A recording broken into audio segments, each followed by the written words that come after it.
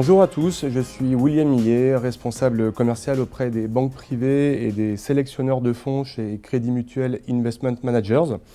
Merci de répondre présent à cette invitation de webinaire qui se veut interactif. N'hésitez pas à poser toutes vos questions dans la zone de chat, nous y répondrons à la fin de la présentation parce que nous terminerons par une session de questions-réponses. Alors j'ai le plaisir aujourd'hui d'être accompagné par Jean-Luc Ménard. Jean-Luc est le gérant du fonds CMCIC Small et Mid Cap Euro. C'est un fonds qui gère maintenant depuis 8 ans. Et le moins que l'on puisse dire, c'est que les résultats sont au rendez-vous. Donc le fonds enregistre une performance de presque 250% depuis que Jean-Luc gère le fonds, ce qui est absolument remarquable. D'ailleurs, ces beaux résultats ont récemment été récompensés par une belle médaille de bronze au Globe de gestion 2020 dans la catégorie petite et moyenne capitalisation européenne. Ces résultats ne sont pas le fruit du hasard, comme vous vous en doutez. Ce qu'il faut rappeler, c'est que Jean-Luc fonctionne avec un binôme. Son binôme, c'est Jean-Louis Delay, et que ce binôme a construit un processus de gestion solide qui leur permet d'identifier les valeurs à potentiel et celles qui en ont moins. C'est en quelque sorte le cœur de réacteur, mais ça c'est Jean-Luc qui pourra vous en parler dans quelques minutes. Vous verrez ensuite comment le fonds a été géré au cours des derniers mois, dans un marché très discriminant, et Jean-Luc vous expliquera comment le fonds se positionne dans l'environnement actuel. Ce que j'aime avec Jean-Luc, c'est que quand on discute avec lui, on découvre toujours de belles valeurs qu'on ne connaissait pas, et sont bien souvent de belles petites pépites. Bref, je ne vous en dis pas plus. Jean-Luc va vous expliquer tout ça bien mieux que je ne le ferai. Merci William, bonjour. Alors le fonds CMCIC Small and Mid Cap Euro est investi sur des valeurs moyennes. L'intérêt de ce fonds, c'est vraiment de capter la dynamique de ces valeurs, et notamment ce qui est frappant depuis ces dernières années où je gère le fonds, c'est la capacité des managements à vraiment accélérer la croissance et les résultats opérationnels de ces sociétés. C'est le premier point qui me semble très important. Le deuxième point, dans notre philosophie de gestion, c'est d'accompagner ces sociétés qui vont dans le temps générer de la performance, générer de l'appréciation du capital, en bénéficiant notamment des grandes tendances qui sont à l'œuvre dans l'économie et par leur positionnement très solide. C'est d'investir dans des sociétés suffisamment liquides afin de ne pas avoir de problème, bien évidemment, de liquidité dans nos investissements. Et le troisième point, c'est on est basé sur un processus d'investissement que l'on a mis en place donc avec Jean-Louis Delay, qui est basé sur deux choses principalement. La première, le modèle de valorisation, je vais en parler après. Et la deuxième, l'utilisation d'un scoring permettant de repérer de nouvelles idées. Alors, sur l'équipe de gestion. L'équipe de gestion, donc ça fait 8 ans avec Jean-Louis Delay que nous gérons ce fonds. Nous avons, je dirais, introduit tout un process pour je dirais, essayer de capter la performance sur les petites et moyennes valeurs. Et vous allez voir le processus d'investissement qui est en 4 grandes étapes.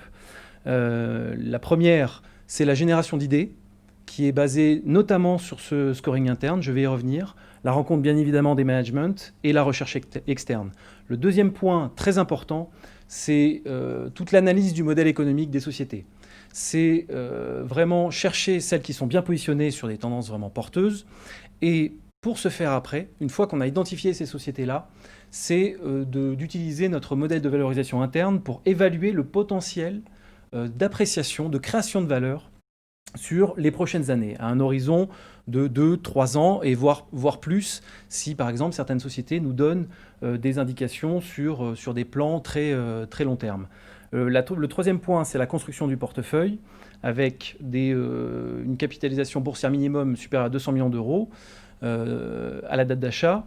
Une capacité de conservation des positions, je vais y revenir après, notamment basée et qui est aidée par le modèle de valorisation que nous avons mis en place.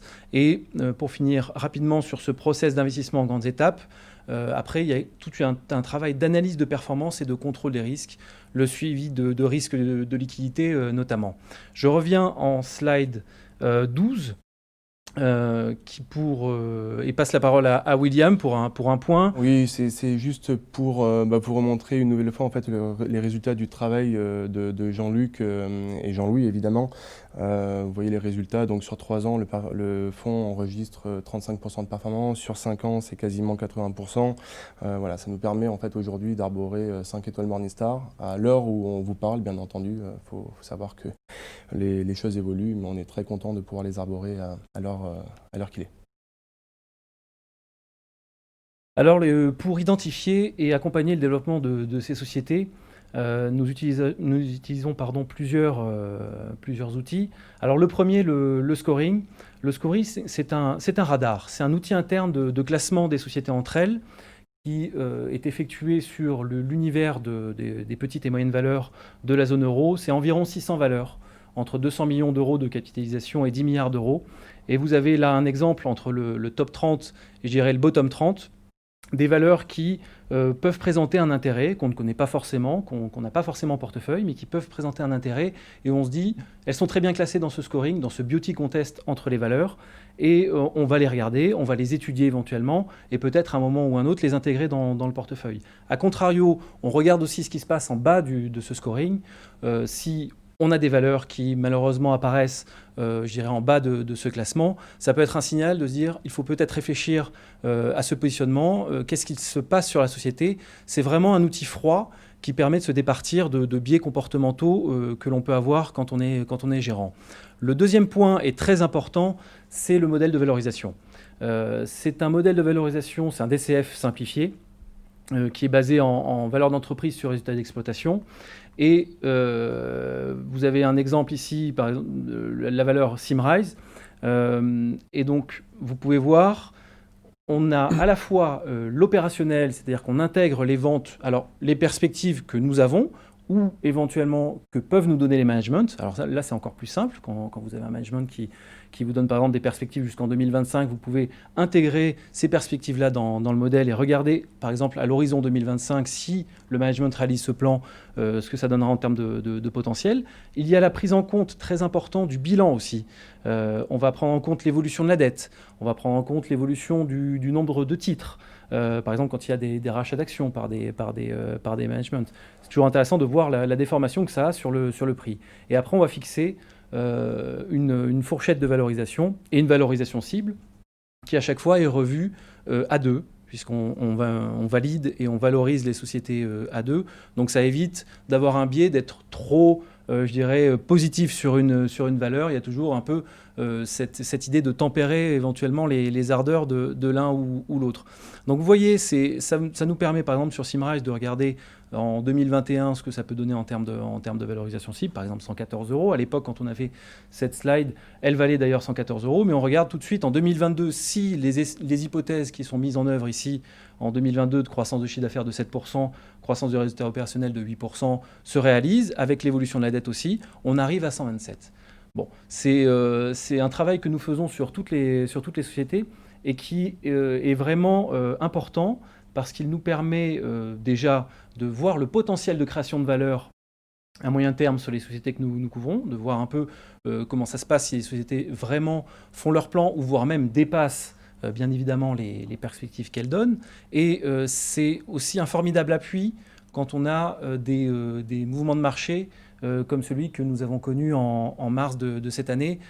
Quand il y a une véritable dislocation de marché, ça nous permet vraiment de s'appuyer là-dessus et se dire on a fait le travail sur le modèle de valorisation, sauf s'il y a un total changement de paradigme. Sur Symrise, par exemple, j'ai 114 € ou 110 € ou 120 € à tel horizon. Donc quand on voit par exemple une valeur comme Symrise baisser très fortement, ça nous permet vraiment de se poser les questions, de se dire est-ce qu'on va, je dirais, renforcer cette position. Déjà, on a la capacité de conserver la position parce qu'on dit on a vraiment du potentiel, sauf s'il y a vraiment un retournement majeur sur cette société. Et en plus, on se dit on a un potentiel qui se fait jour à ce moment-là.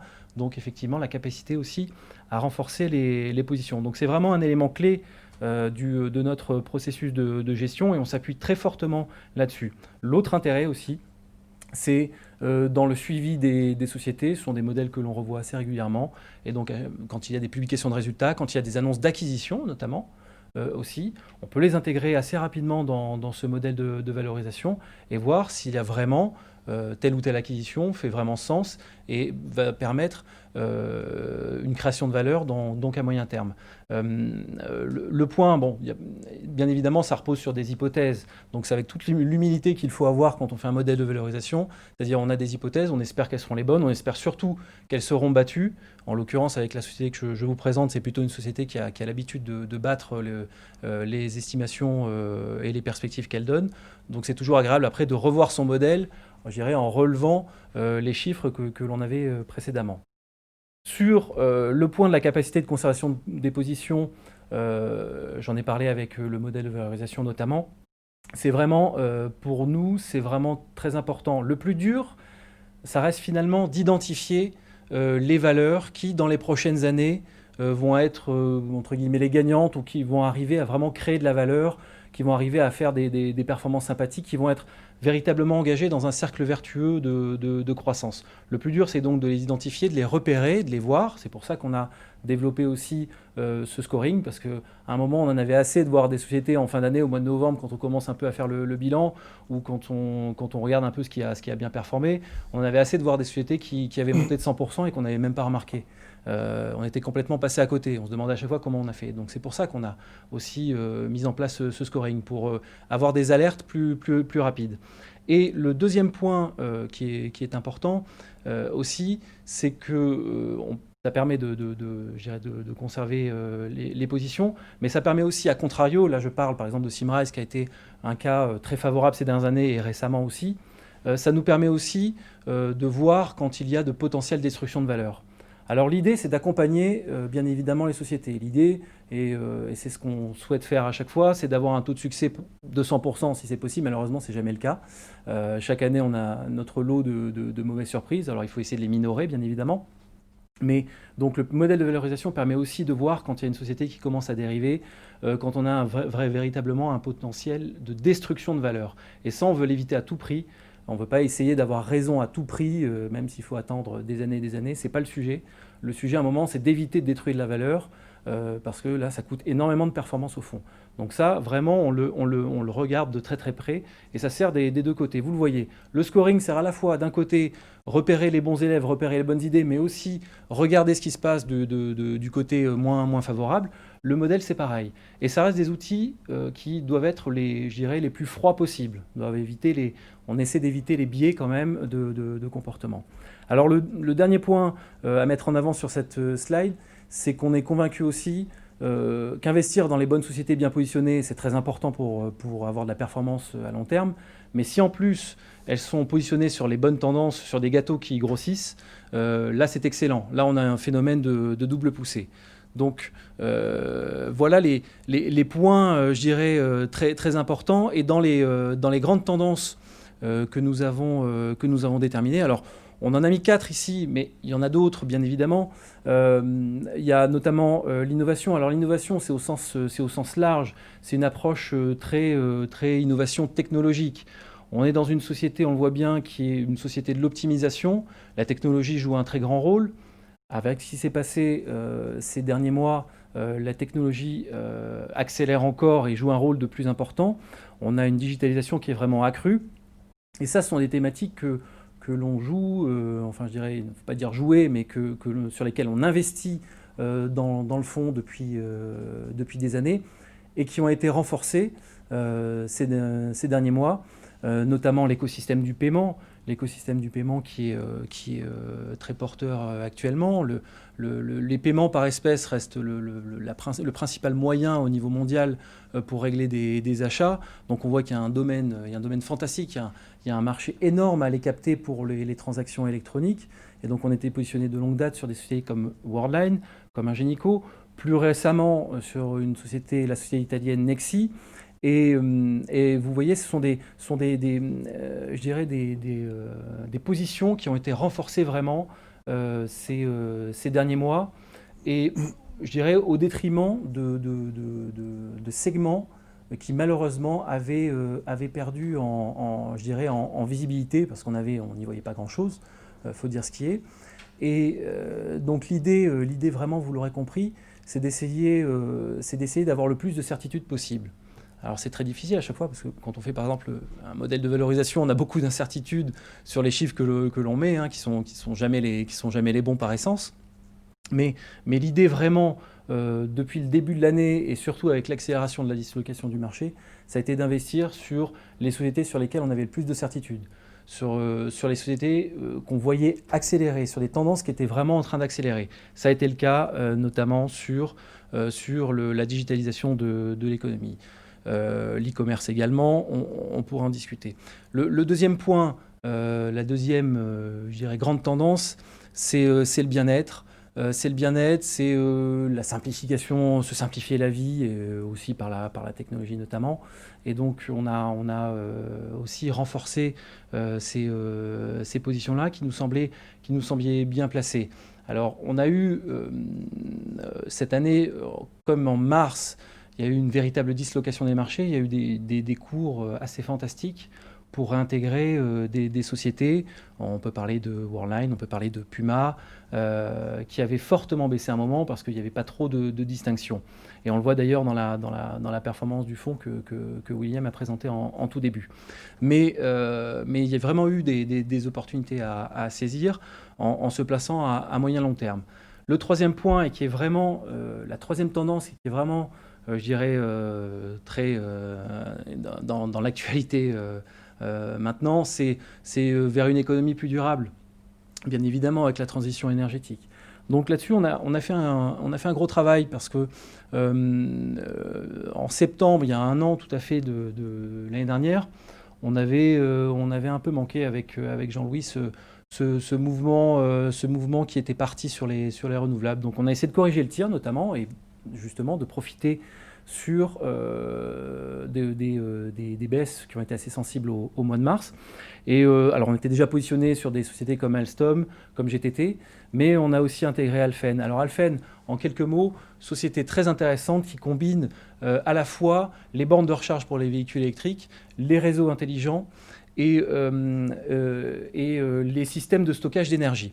Et donc c'est une société que honnêtement on ne connaissait pas il y a un peu plus d'un an encore, qu'on a appris à découvrir, qui a fait un très beau parcours cette année, mais c'est pour montrer vraiment ce qu'on peut trouver au niveau des petites et moyennes valeurs, des sociétés très bien positionnées, à très forte valeur ajoutée, innovantes. Et c'est quand même une société qui a 80 ans au passage. Donc on l'a découverte nous il y a un an, mais elle existe depuis de longue date. Donc ça c'est encore un exemple de nouveaux investissements. Et le dernier thème, la dernière tendance, c'est la longévité. Bien évidemment, avec la santé, on l'a vu, c'est très clair avec ce qui s'est passé, et notamment toute la partie de tests et de diagnostic. Donc voilà pour les grandes tendances. Alors ces grandes tendances sont renforcées, bien évidemment, et c'est l'idée vraiment d'aller chercher là où on a le plus de visibilité, là où on se sent le plus à l'aise pour les prochaines années, pour générer de la performance, et pour être le plus possible en position de main forte, d'essayer d'avoir des sociétés qui ont une dynamique propre face au marché, qui arrivent à se départir quand même des évolutions que l'on voit à la hausse et à la baisse sur les marchés. Merci Jean-Luc. Je pense que le cœur de la présentation a été abordé par Jean-Luc. On va peut-être passer maintenant aux questions-réponses. Alors il se trouve qu'on a reçu 2 questions avant le début de la présentation, ce qui est une bonne chose. N'hésitez pas à continuer à envoyer vos questions si vous en avez.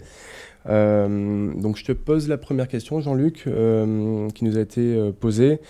Peux-tu nous expliquer comment tu as piloté les positions en portefeuille au printemps dernier, qui, comme tout le monde se souvient, a montré une volatilité exacerbée sur les marchés?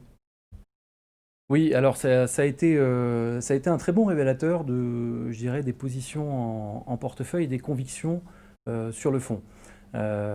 Pour la bonne et simple raison que quand il y a une véritable dislocation des marchés comme on l'a connu, et qu'on a des baisses très sensibles sur je dirais beaucoup de positions du fonds, Ça permet de vraiment faire le tri dans ses convictions et j'ai envie de dire dans les plus fortes, éventuellement celles où on peut commencer à vaciller, malheureusement, parce qu'il y a des remises en cause, soit du paradigme du modèle économique, soit vraiment il y a quelque chose qu'on avait manqué et qu'il se passe. Alors la gestion du fonds a été, je dirais, a été assez simple. Dans un premier temps, l'idée ça a été je dirais de renforcer les positions sur lesquelles on avait le plus de conviction et sur lesquelles on ne voyait pas ce qui se passait comme un changement majeur du paradigme de ces sociétés. Alors, vous avez l'exemple de Symrise.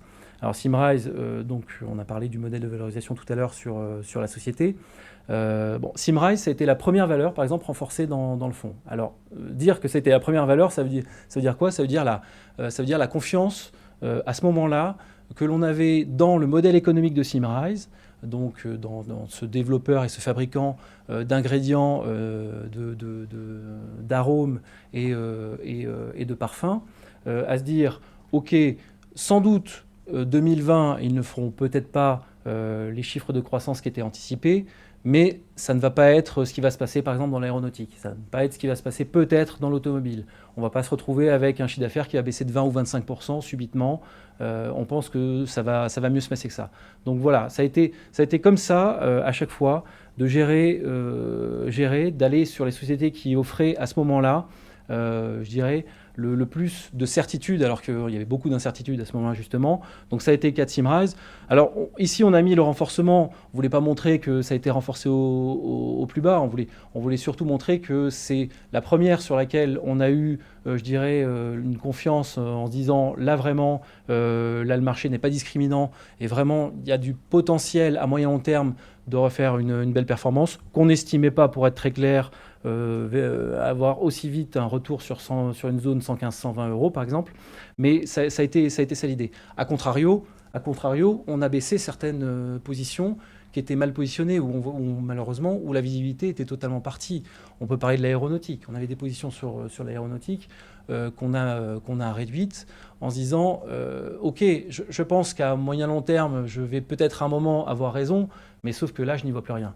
Je n'y vois plus rien, je suis en position de main faible, je suis en position d'incertitude, alors qu'en face, j'ai des sociétés qui baissent très fortement, sur lesquelles je vois un potentiel assez fort et sur lesquelles mon modèle de valorisation, mes perspectives, mes hypothèses ne vont pas être revues drastiquement à la baisse, donc j'ai plus de certitude.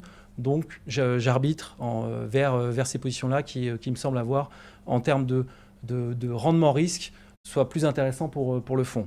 On a d'autres exemples. On a renforcé Téléperformance notamment, qui avait beaucoup baissé aussi. C'est une position qu'on a depuis des années, un management qui délivre.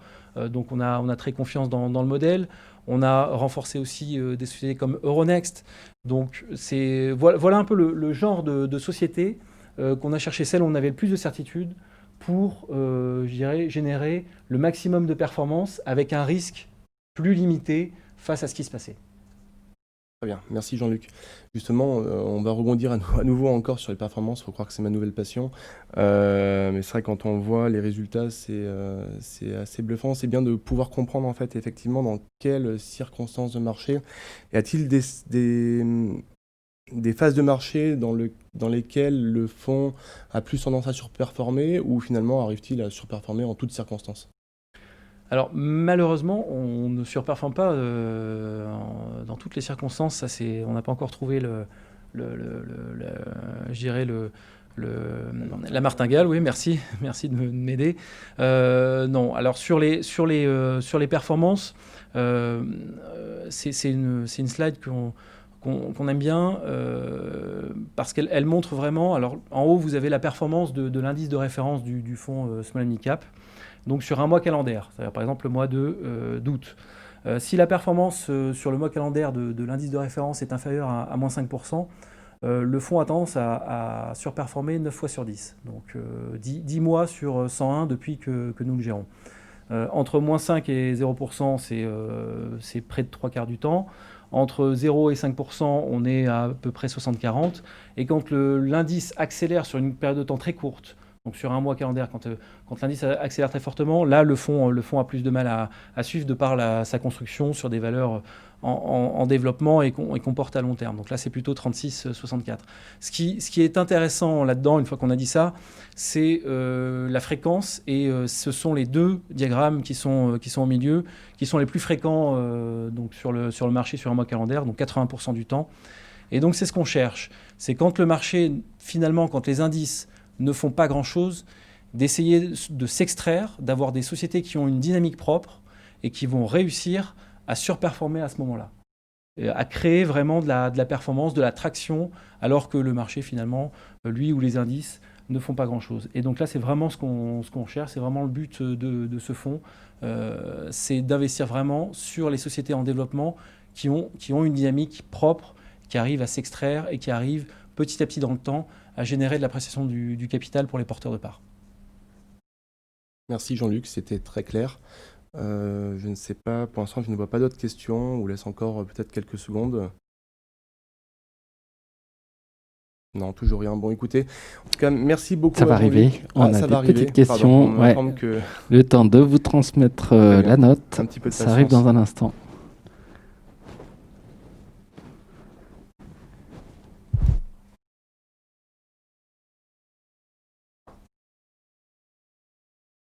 N'hésitez pas à poser vos questions, il est encore temps.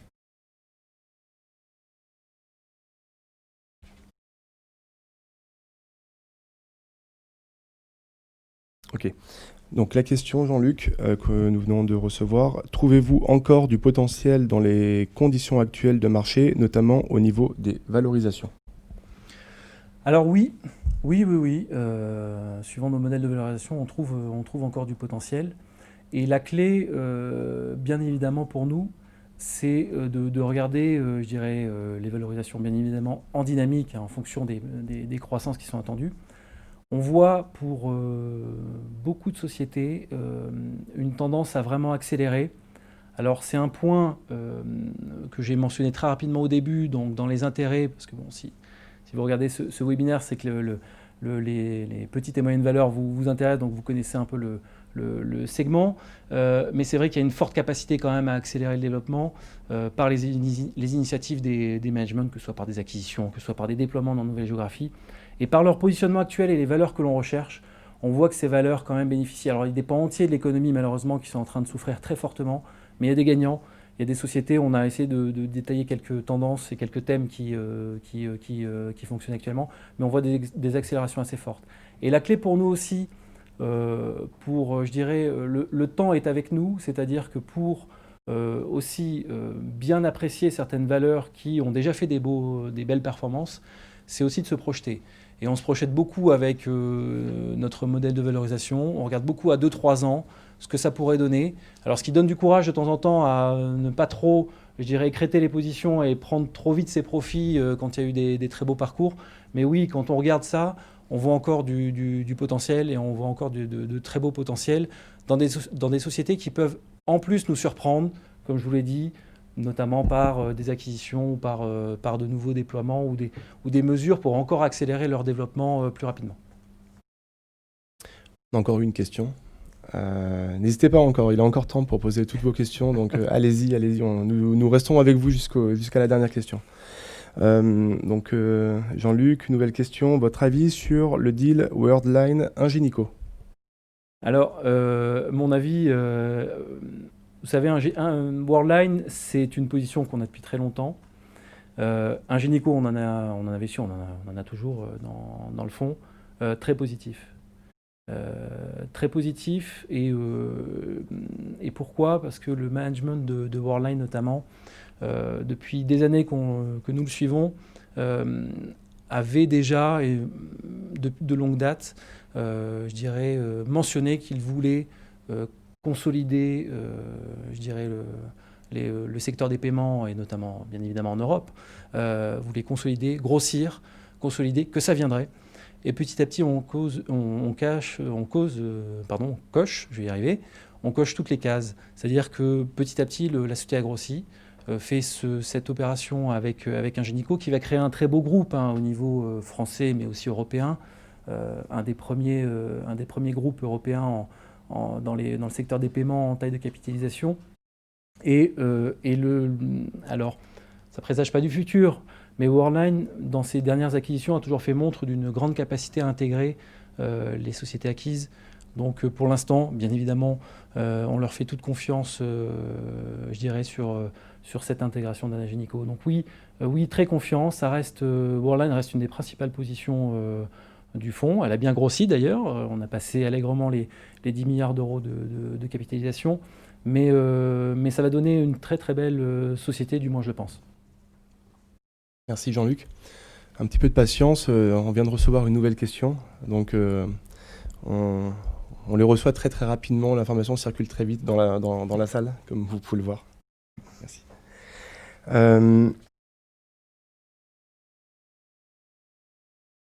Ok, question très intéressante, visiblement de quelqu'un qui suit l'univers de tes concurrents, donc qui va intéresser certainement le plus grand nombre. Donc, la concentration d'un grand nombre de fonds sur les mêmes valeurs que vous ne vous inquiète-t-elle pas ? Alors, je vais vous répondre à ce que je mentionnais à un moment. On investit dans des valeurs moyennes liquides qu'on estime pouvoir porter à moyen long terme. Donc effectivement, alors je prends l'exemple, hein, malheureusement il pouvait y arriver de mauvaises nouvelles sur une société, je pense qu'on est en position de sortir nos positions. Après c'est sûr que nous ne sommes pas les seuls à avoir du Worldline, nous ne sommes pas les seuls à avoir du Téléperformance. J'ai toujours pensé qu'il valait mieux être plusieurs et nombreux sur un bon cheval, entre guillemets, que d'être tout seul sur un mauvais. Donc effectivement, oui, des positions qui sont détenues dans beaucoup d'autres fonds, mais tant que le management de ces sociétés-là délivre ce qu'ils ont soit donné comme perspective au marché, soit continue vraiment leur stratégie qui vraiment qui fait sens. Pour moi, il n'y a pas de raison, même si ces sociétés sont détenues par beaucoup d'autres fonds ou même des fonds plus gros, il n'y a pas de raison particulière à me dire il faut absolument que je sorte de cette position-là. On essaie d'être bien diversifié quand même. Vous voyez, on n'a pas de position à 9%, ni à 8%. Il y a une soixantaine de valeurs dans le fonds. Bien évidemment, comme on est assez convaincu par les sociétés qu'on introduit dans le fonds, il y a une trentaine de valeurs qui font peut-être entre 70, ça dépend, entre 70 et 75% du fonds. Mais l'idée, c'est pas de mettre sur 4 valeurs un poids trop important du fonds non plus. Donc l'idée est toujours de diversifier.